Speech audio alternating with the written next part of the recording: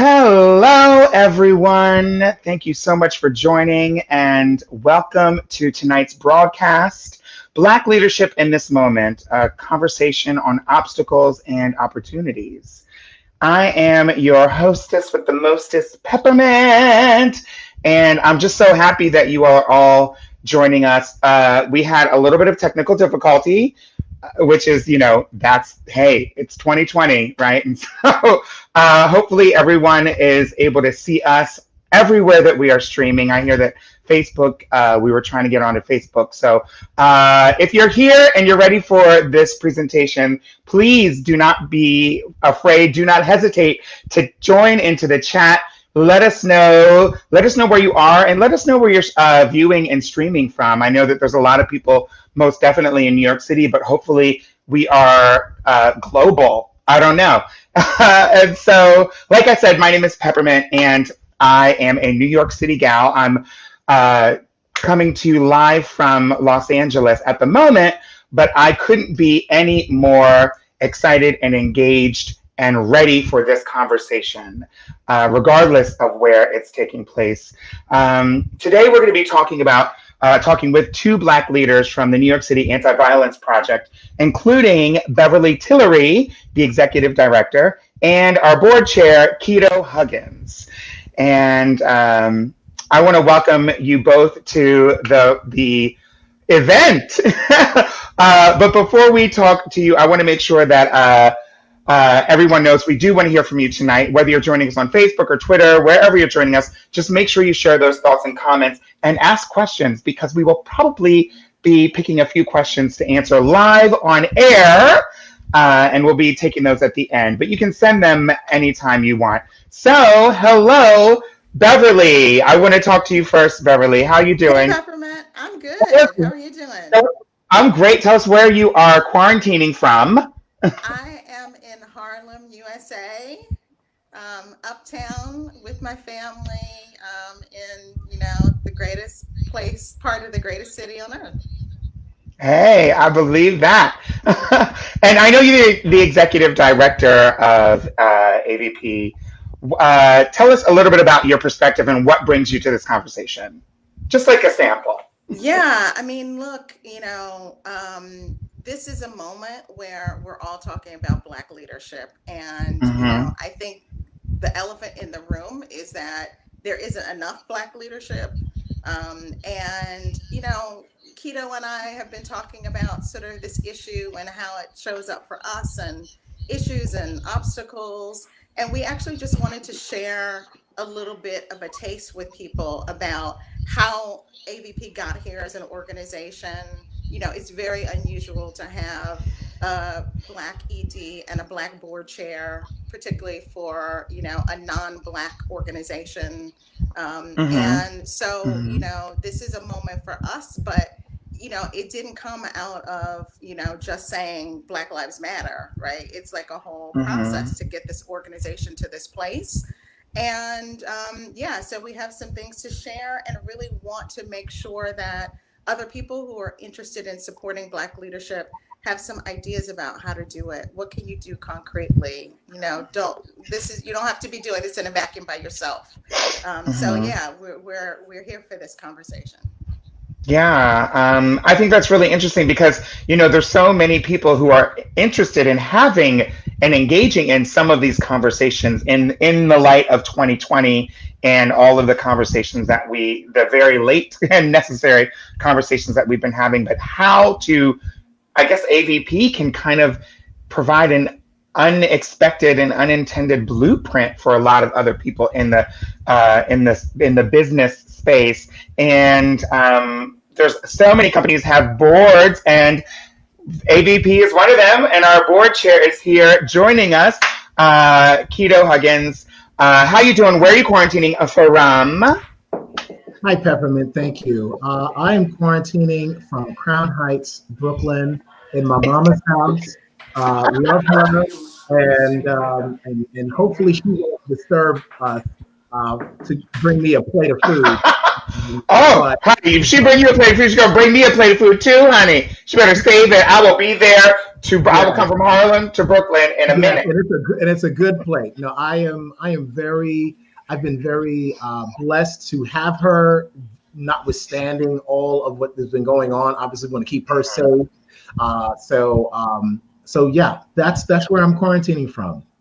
And what brings you to this? What brings you to this conversation? I mean, it's probably very similar to what Bev said, but let us know, like, what inspired you to help bring this conversation together. Well, we're calling this a courageous conversation. And I think that one thing I take from this moment, which is a convergence of so many crises, is we kind of learn about ourselves in crisis and our character. And I guess I'm at this point now where I just cannot be apologetic or mince words. If people want to know what is it like for Black leaders, for Black executives, for professionals in this moment in their organizations, I'm at a place where I just feel like speaking in my full, authentic voice. Mm-hmm. And I think that's kind of where I am. And so that's where I hope to bring to this conversation. And I'm so glad that you are moderating this for Bev and myself.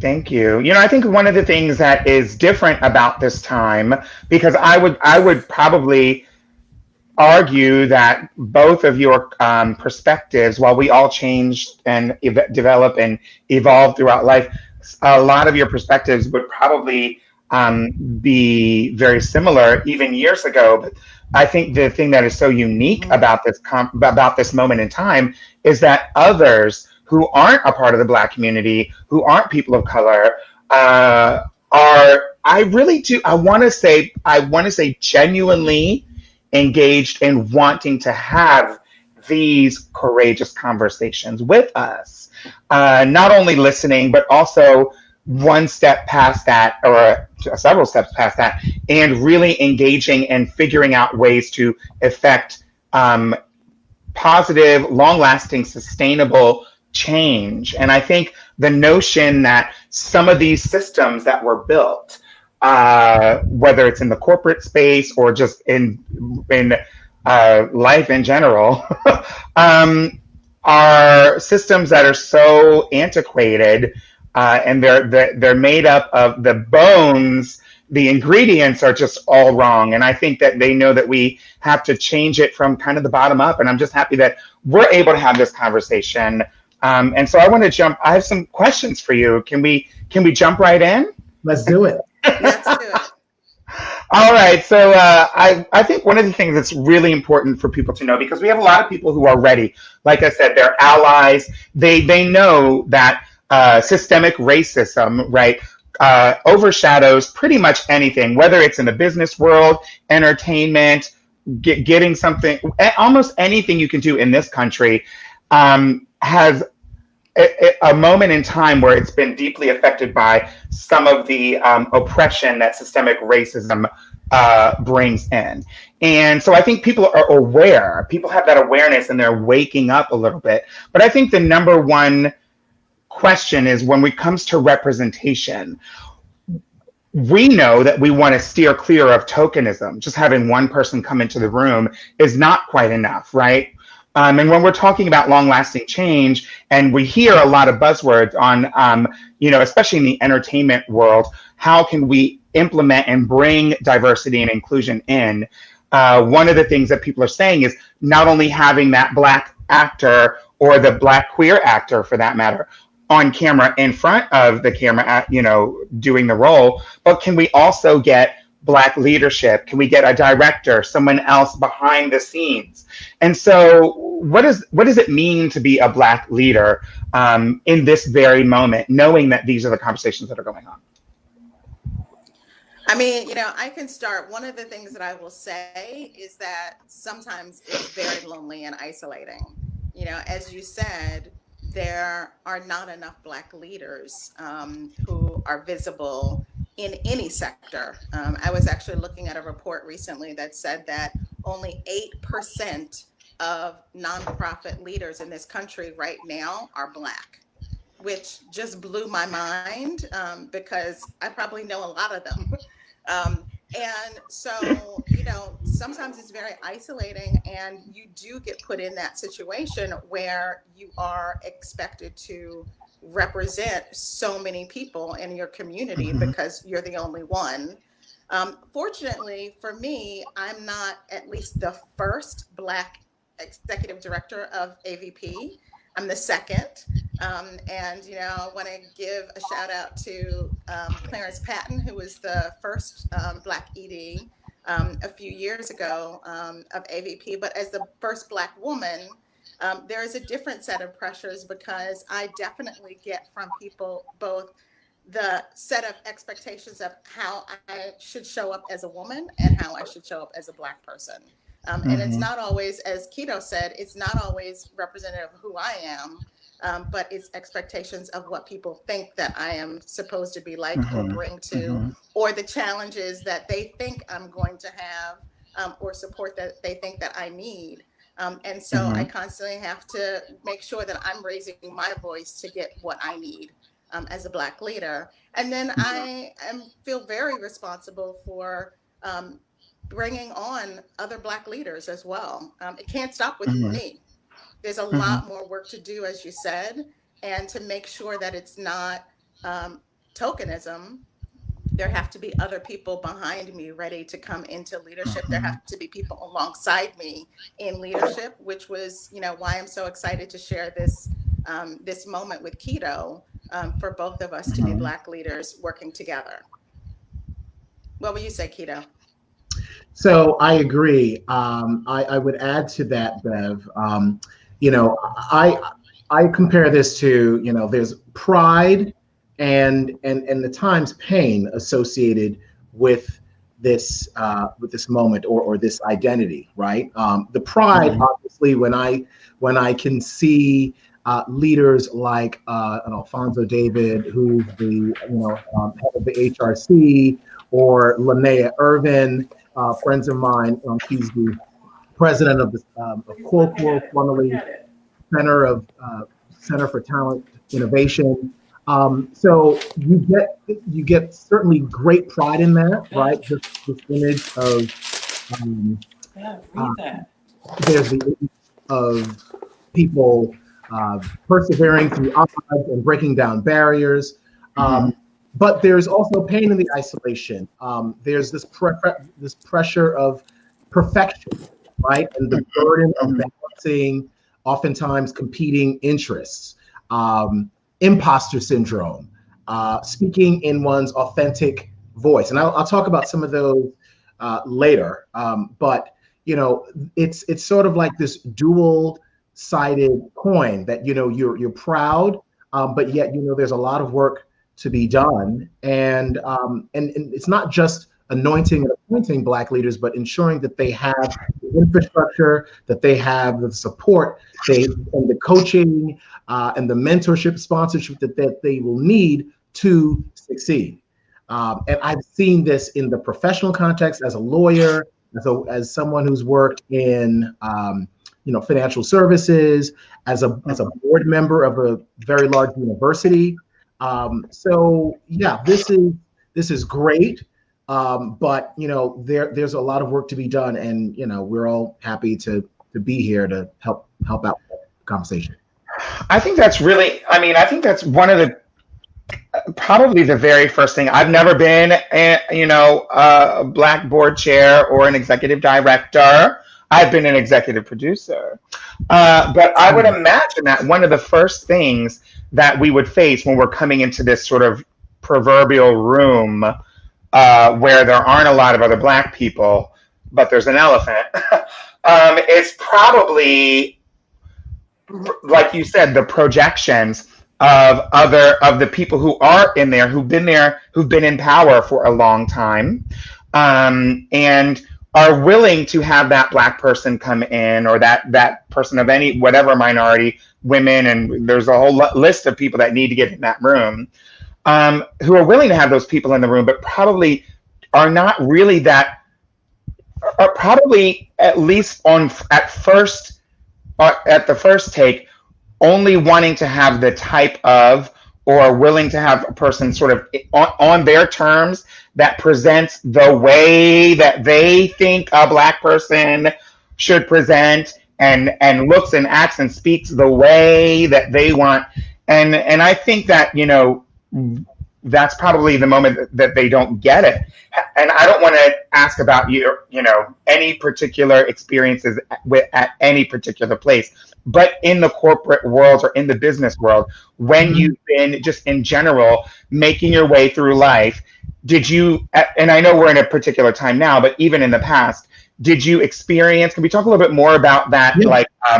About that piece that you both were mentioning, like what are they projecting onto you? Because it's not enough to just want a Black person to be there. Sometimes they want to kind of micromanage that Black person and have it only the way that they want. So can you talk a little bit to that? I can address that. So, we've seen this. We've seen this in our president, not this president, my president.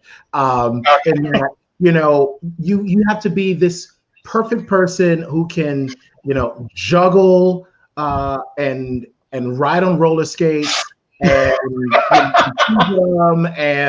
then pop lock at the same time, and be able to right and to do to speak with kings and queens, and be able to adjust and you. So we have seen this play out before, but the irony of this notion of pursuing perfection. I mean, I've been in situations where we decide we can only recruit from certain schools, and we want people with certain backgrounds, that these are prerequisites to being a success in this particular role. But then you see others who do not meet those standards, but yet for some reason they're able to go on with life. We saw this yesterday. If you were able to watch that display on television last night, like you can see that other people don't meet those same standards, the same ones that we were forced to, or thought you had to kind of jump through these hurdles in order to be qualified to be in the room. And I think the hypocrisy of it all has just gotten to this point where folks are like, no, this is unfair. I want to be held onto the same terms as someone else, to succeed or to fail. That's my knowledge. I think that's so true, but I got to be honest with you, Kito. I would probably buy a ticket to the Kito show where he's singing and dancing and pop locking and roller skating, talking to queens. Yes. That doesn't sound like a bad show. It is a show. It is a show. It is a lot. But, once again, there's that. I mean, another piece I mentioned, imposter syndrome, which is this notion that, you know, despite your accomplishments, despite your talents, there's this persistent internalized fear of you being exposed as a fraud, right? Michelle Obama spoke about that in Becoming. And so you might wonder or scratch yourself, like, how did I get into this room, you know? And so all of these things are sort of in the background before you answer a question, before you give advice, before you demonstrate or show your value.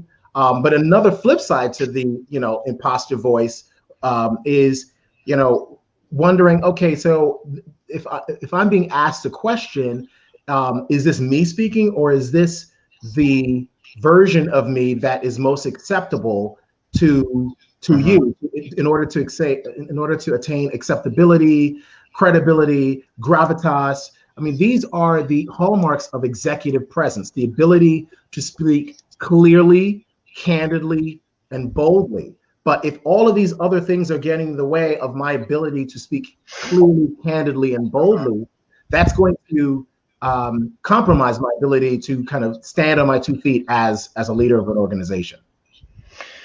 Okay, well, I mean, those are things that, I mean, those are definitely real, the imposter syndrome, people projecting onto you, but those are things that I think are kind of what we would, if it's layered, then I would like to say that it's like the most outer peel of an onion.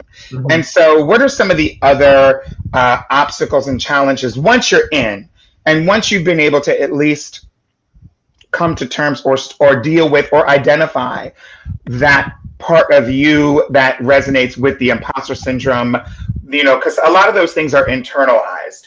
And so what are some of the other challenges that Black leaders might face when they're new to a space and they're the only Black leader in the room?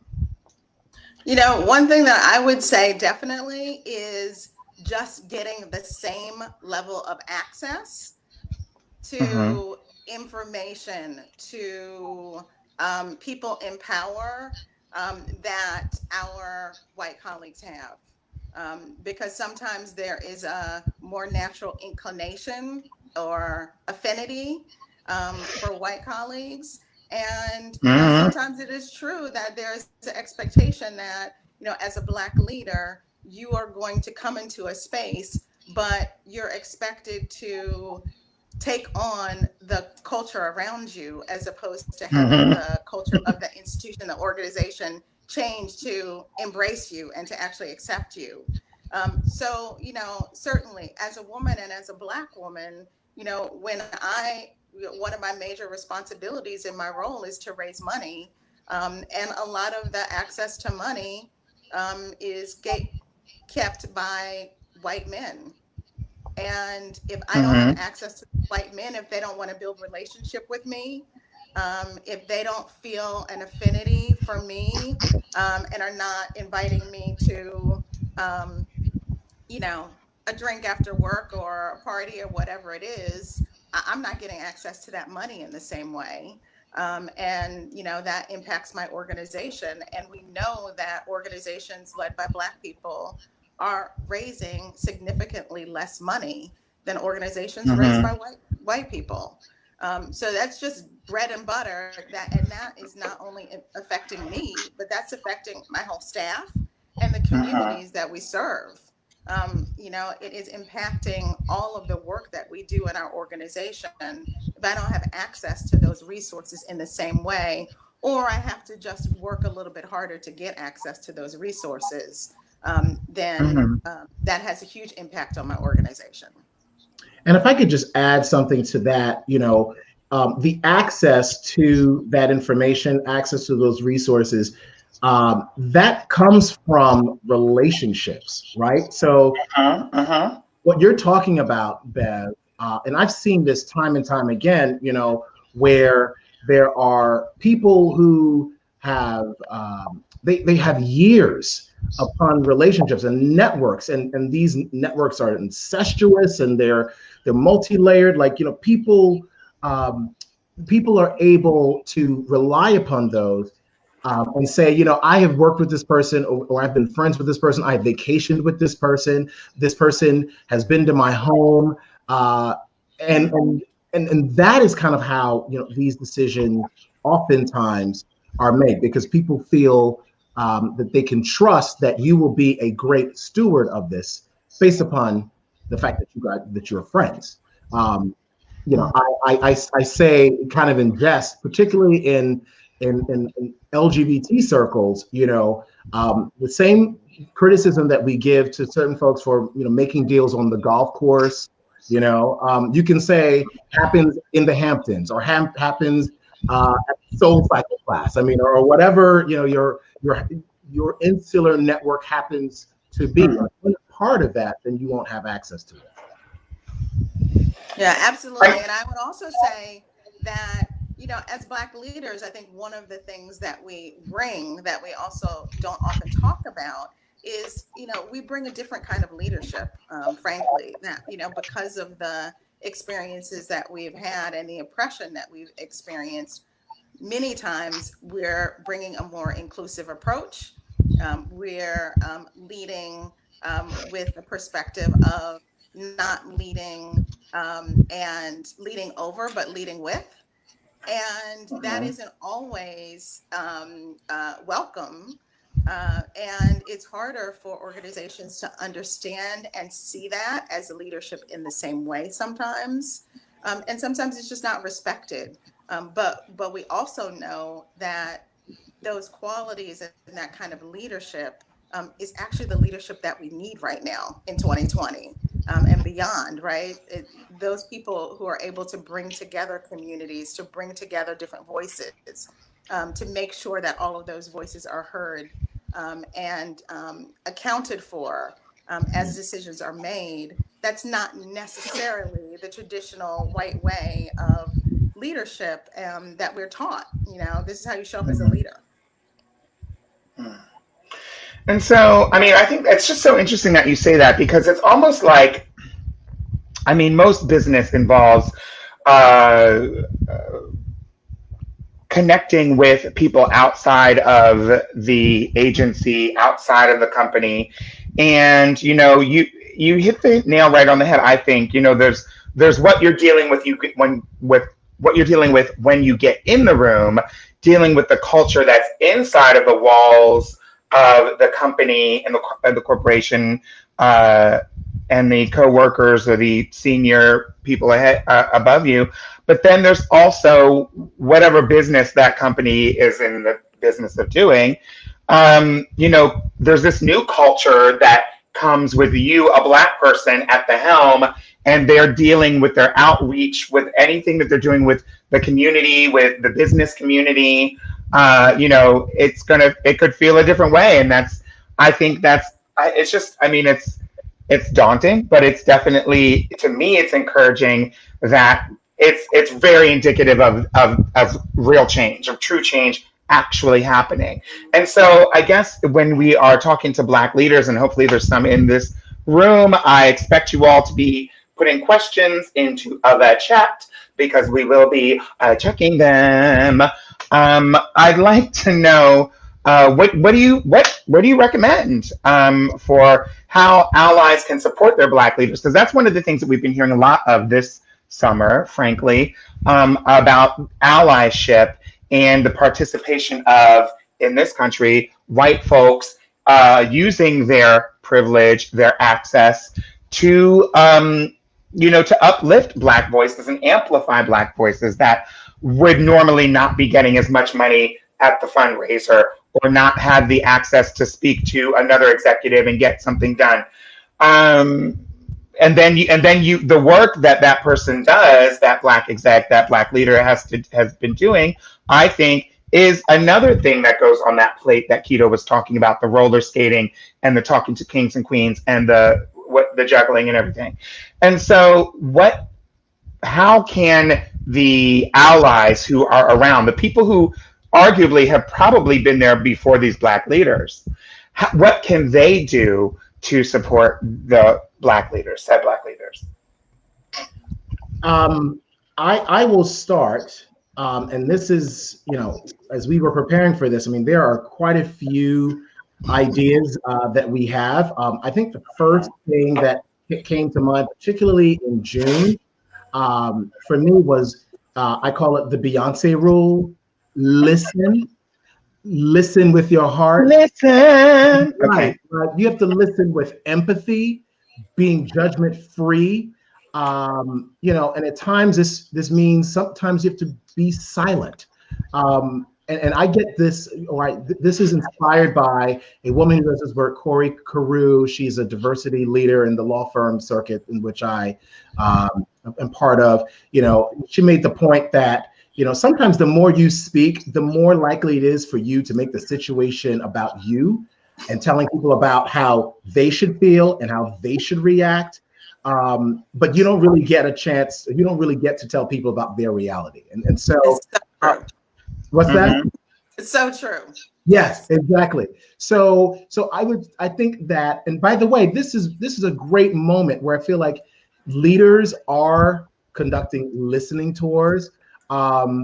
Just be careful. Once again, I mean, the Wells Fargo, chair or CEO got in trouble for this earlier, which was saying something like, I'm going to go on these tours and, and I think he made a misstep when he said something like, there are no Black leaders that I can find or talent to promote into organizations. So listen first, educate yourself, do the research. I think for people that are joining in on this webcast, that is a great step.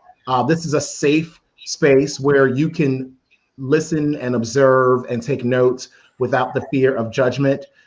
This shows that you are cultivating curiosity, seek a mentor in this. I mean, these are all ways you can begin to do this. And then last, I'll end with, being uncomfortable with uncomfortable diversity dialogues. We got to go beyond the superficial, and we have to create an environment where folks can have courageous conversations.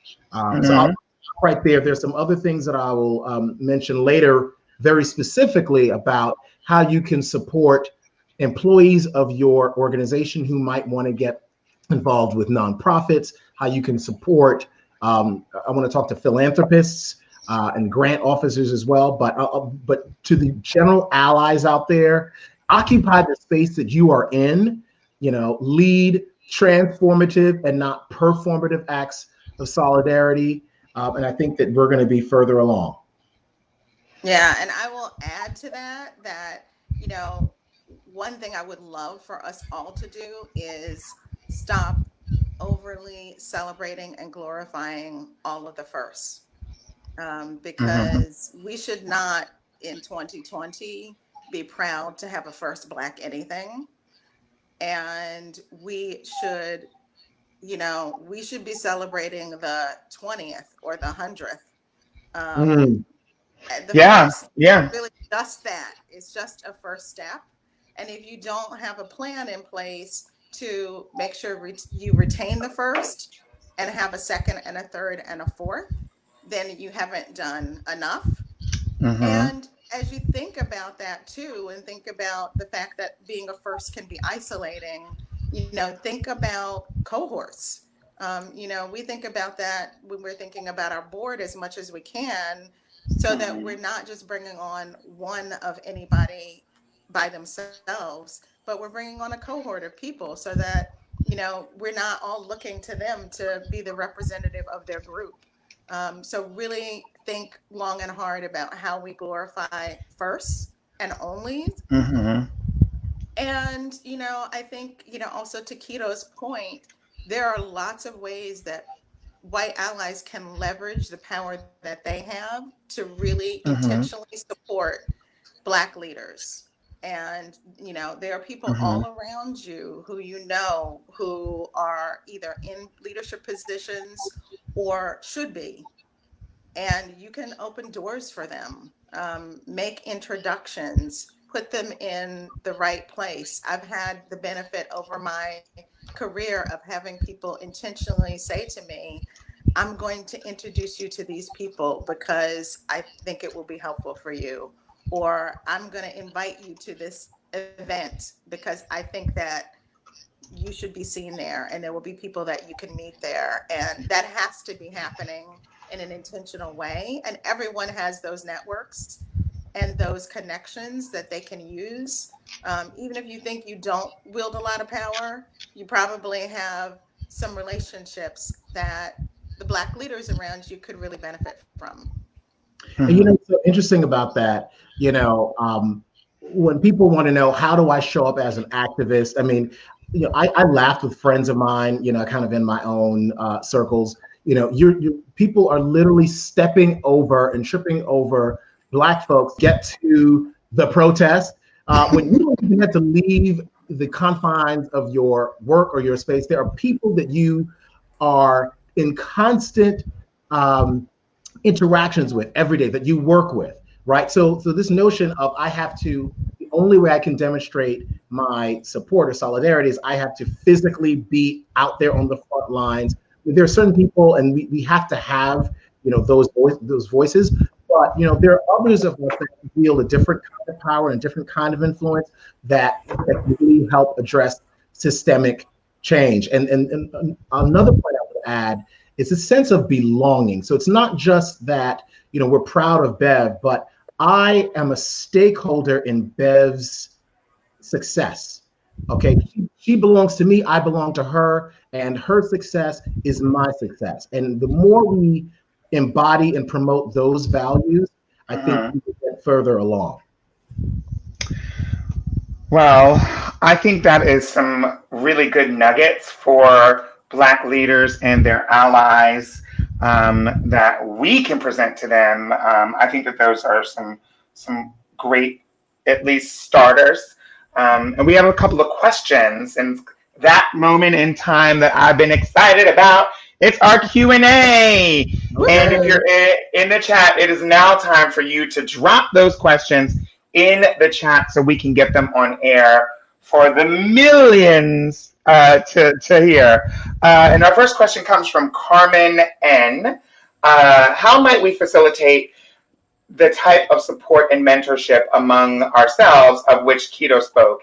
Can this goal be pursued on a formal basis? I think we mostly have network one-on-one and in small groups. So I can take that on. Yes, I mean, I think with respect to let's just say, because I occupy the corporate space. As I said, I work for a firm.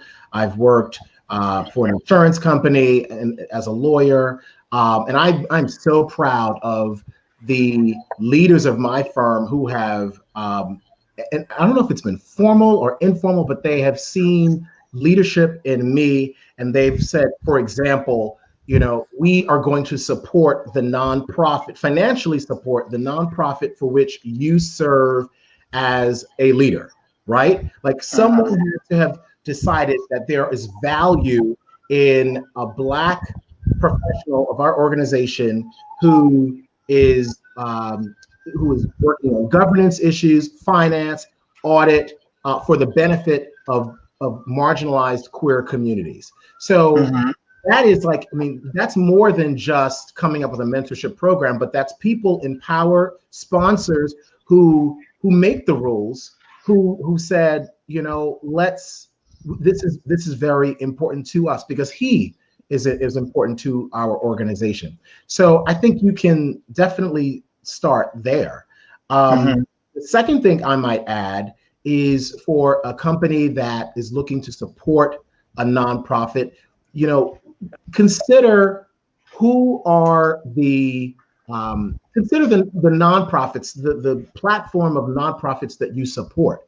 And if none of them are led by Black people, whether as the executive director, as Bev is, or it could be a development officer role.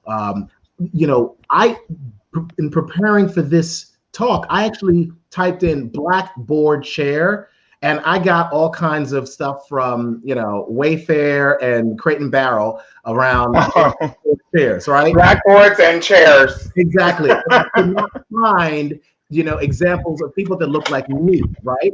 Who are in the nonprofit roles as a board chair.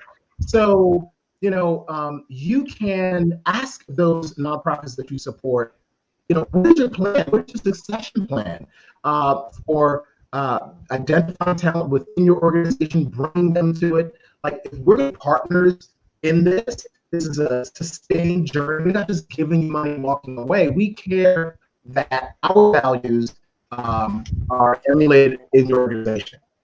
Those are two things I would offer in corporate context. Hey, Peppermint, I also wonder if that person is really talking when they say we as the sort of Black people, how do we support each other? And, if that is the case, I think that there are all kinds of ways that we do those networking and supporting as Black folks. And, we just need to reach out to each other and lift each other up more. I know I have a network of people that I look to, that I rely on, and it saves me daily.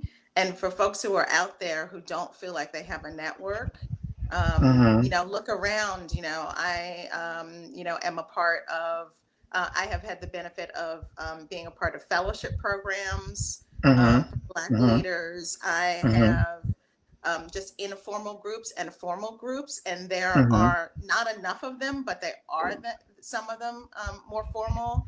And if there isn't one around you, then form your own.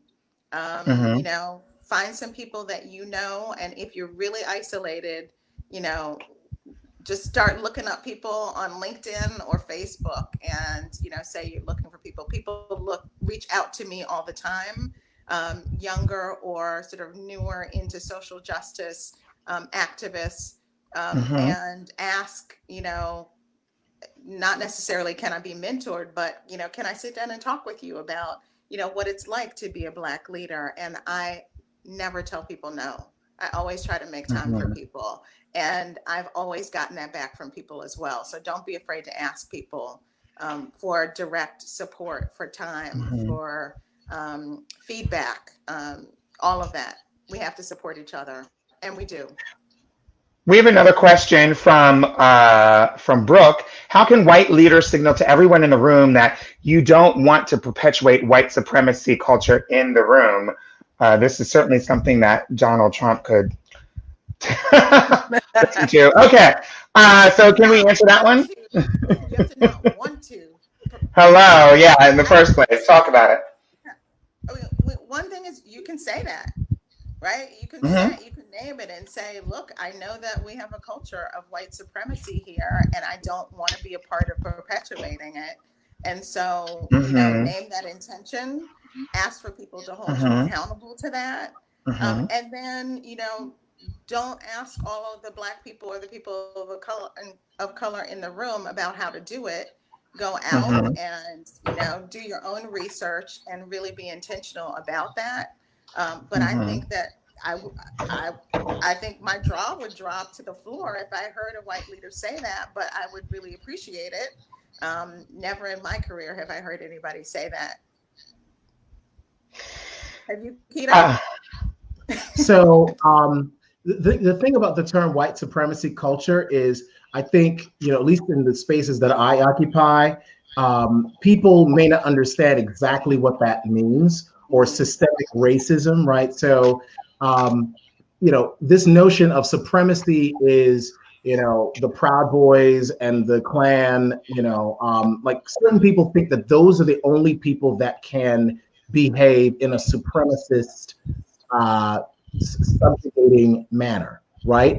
But, to the extent that, you are not creating a safe space for the only one in the room to discuss their lived experience. I think, by the way, I think most people are well-meaning, and, if we presume best intent, folks don't want to get it wrong, right? So, and so I think it takes a moment for people to say, it's okay. It's called systemic because it's like the air we breathe. It's like this coronavirus. Some of us are asymptomatic, some of us are not, but we all kind of have it in some way, and the key is to be aware, and to always be doing these kind of check-ins.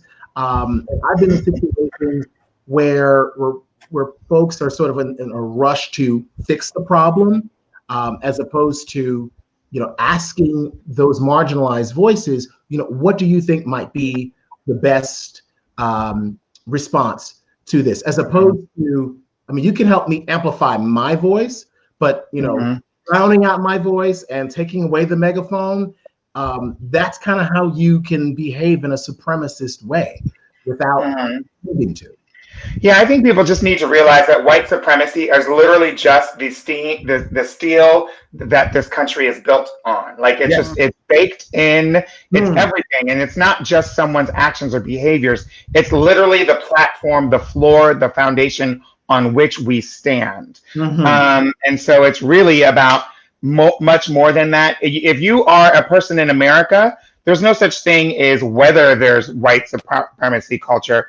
It's how do we deal with the white supremacy that exists, because it's in every business, I think, and if not, then the effects certainly are. Even if it's a completely Black-owned business, if these are and Black-owned and operated and employed business, or of any racial makeup, it has the effects. The people, if they grew up in this country, then these people have been systemically oppressed for all of their lives by white supremacy. And so it's not to sound, like we can't escape it, but I think it just needs to be constantly something that we're constantly working towards.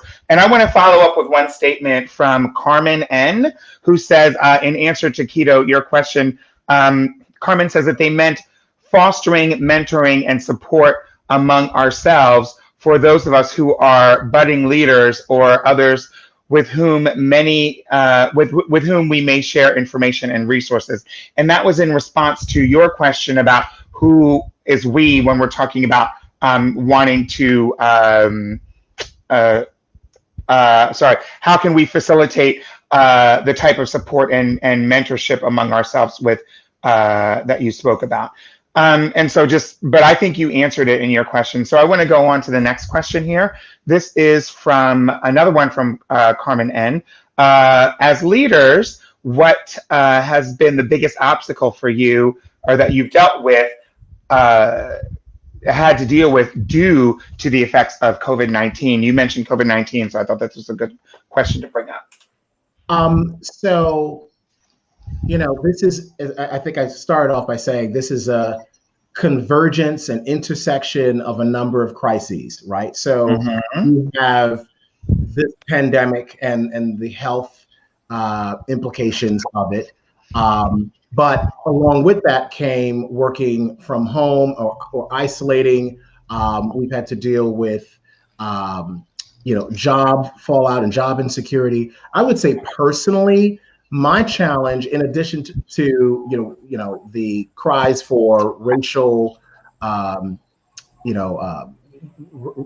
cries for racial equality, equity, and so forth. So there's all of that. But for me, I have to also come to work and present a professional face when presented with, okay, so how do we address this? Okay, and it's so interesting. Like, I will literally go from one Zoom call to the next. I'll be in one Zoom call where I'm having a conversation with, let's say, my colleagues on the board and the management team and Beverly around how is the organization going to respond and what's the voice that we project and what we say. And then I will be in another Zoom call where people might cast skepticism about the defund the police movement and what does that mean, or you might have people saying, okay, well, let's work on that statement from their homes in very lavish, lovely places, and they wonder, like, what the heck is going on in New York, and oh my God, I hear it's falling to pieces, and so to be literally walking from one call to the next or one room to the next, and to me, it really has brought up a bit of a schizophrenia because you're just wondering, like, what the heck world am I in right now? And how do I speak to all of these communities? Because I find myself at the vortex because of my education, because of where I live, class, race, sexual orientation, gender identity. So that's really been, it's been a challenge. Mm-hmm. But I'm grateful for the people in my life too, that I can, like Bev, that I can sort of every now and again say, oh my God, can you believe what I just heard today? And we get through it that way. Anyway, Bev? Yeah, and I would say for me, being responsible for an organization that is both serving the community and also has a staff of people who, some of whom look like me, who are, other people of color, other LGBTQ folks, who we're experiencing all of what our community is experiencing at the same time. And we have to show up for our community in a different way. And so balancing, figuring out how to personally take care of myself, how to make sure other people are taking care of themselves, how to make sure we're meeting the needs of all of the crises that are happening, because there's some urgency around that as well. It is a juggling nightmare sometimes, and knowing that I also have to model for my team that I have to take breaks and step back and really show them that it's okay, that they can do it as well. And then the other thing that I would say, for this crisis with COVID, the isolation is really hard. And, for me, I am the kind of leader who likes to interact with people all the time, and not having the regular face-to-face contact with people, just walking through the office where I can check on people, see how they are, talk to them, find out what's going on in their lives. It's a lot harder, and I have to think about creative ways to reach out and continue to build relationship with people, both in my staff, but also, people in all levels of the organization, the board, donors, community members. And it's really hard just not having that contact with people day to day. Well, I definitely think that AVP, if I say so myself, is definitely that much better off with the two of you there at the helm. And I hope that some of these, this conversation and some of the things that you said have been helpful to everyone there.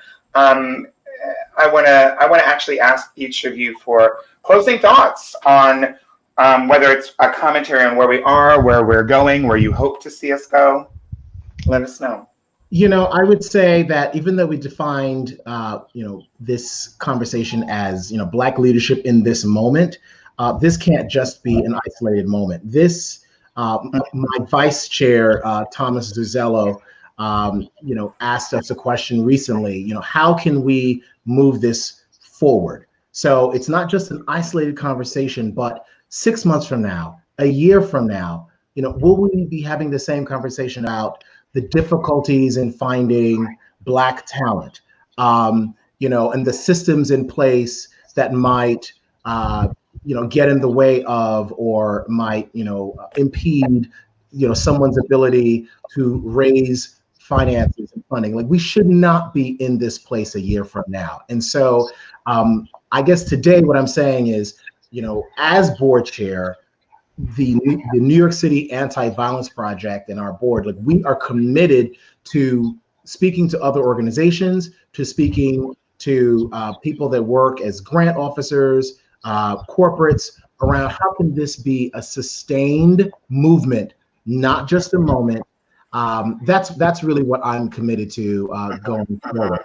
And so, and I'm so proud to have Bev as a partner in all of this. I mean, she's mentoring me, and we are working together, and we're doing this in the middle of a pandemic. And so all of that is going on, and so this gives me inspiration and energy, and I'm also energized by our community members and their resilience, because they are the most courageous and the most brave, notwithstanding all of the challenges that have been put before before them this year. So that is what we're committed to doing. Bev, what do you have in closing? I would echo what Kito said. At the Anti-Violence Project, as I said, we have been embarking on this process for over a decade now of really looking at how oppression shows up in our organization and what are all the things that we can be doing to address it internally and externally. And so I would say to people, this is not a one-off. It is a process. We use an anti-oppression framework at AVP that is embedded into our systems, and it is now become a part of the DNA of the organization. And it doesn't mean we have dealt with all oppression, but it means that we recognize that it exists and it's going to keep showing up, and that we're going to have to keep addressing it. And so, I would encourage folks to think about not just who do you not have in the room and how do you get more of them? Where are the Black people and how do we get more Black people at the table, or Black leaders? Think about, what do you need to do to make your organization the place where every Black person wants to work, or all Black people want to support, right? We're not just talking about, finding one person to fit a niche. It's really about organizational transformation, and it takes time. So expect that it's going to take time and work. Yeah, I think that's probably the best way. It's like, this is I think we have to make a paradigm shift from a moment in time when we're celebrating the firsts and the onlys, as you said, Bev, a moment in time where we were just looking for sort of the kudos to recognizing that change needed to happen. And now we're really moving into a time where we know that when we talk about the systemic issues and oppression and factors, that we are talking about something that is years, decades, millennia in the making. And so just that you're here listening to us now, for those of us that are listening, it shows, I believe, a sense of commitment to really undoing and dismantling a lot of the systems that are very harmful and destructive across the board. And so not only can you take some of the tools that we've given you today into your places of work, into the places of business, into your boardrooms, but you can also take some of these tools as well back home to your families and other parts of your life. Whether you're a Black leader or a white leader, use these things, because really the change that's going to happen is not only, again, dismantling these systems of oppression in the boardroom, but also outside on the street. And, that's a tall order, but I really think there's only one path, and that's forward. And so with that, I want to say thank you both so much, to Bev and to Kito, for this wonderful conversation, this courageous conversation. And I also want to say thank you to all of our viewers who tuned in tonight. We can't thank you enough for joining us for the conversation. And if you'd like to help AVP continue to support survivors of violence with our 24/7 bilingual English-Spanish hotline, legal and other support services, please consider making a gift donation. And it's super easy. You can simply text the letters AVP to 44321 and make a gift supporting LGBTQIA and HIV affected survivors. Thank you all again for being here. My name is Peppermint.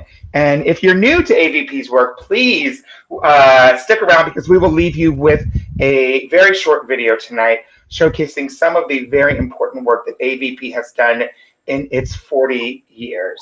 Congratulations on 40 years. So much. Thank you, Peppermint. You are awesome. We appreciate you so much. Thank you. Thank you so much. All right, everyone. Thanks so much. Check out the video. Here we go. We are the New York City Anti-Violence Project. We are a community of survivors, advocates, counselors, organizers. We are LGBTQ, HIV affected, and allies. 40 years ago, we came together to respond to biased and violent attacks against our community members, to support each other, and to organize. We connected to survivors through a single landline, then pagers, then mobile phones. Throughout our history, we have fought to hold those who harm accountable and push those with power to see us, hear us, believe us, and serve us. We have gathered to heal, and we have grown. Now, our bilingual hotline runs 24 hours a day, and through new technology, we connect to survivors in over 200 languages. With your support, we will reach even more survivors through every means possible. We know that the violence that impacts us comes from outside of and within our communities. We recognize that institutions that dehumanize us will not bring about justice, and everyone has the right to heal and feel safe. Today, those who attack us are emboldened. They want to build more walls, construct more cages, push more and more of us to the margins, and divide our communities. Yet at the Anti-Violence Project, we are opening doors and growing stronger. We are building a different future, free from hate and violence. A just world is our calling.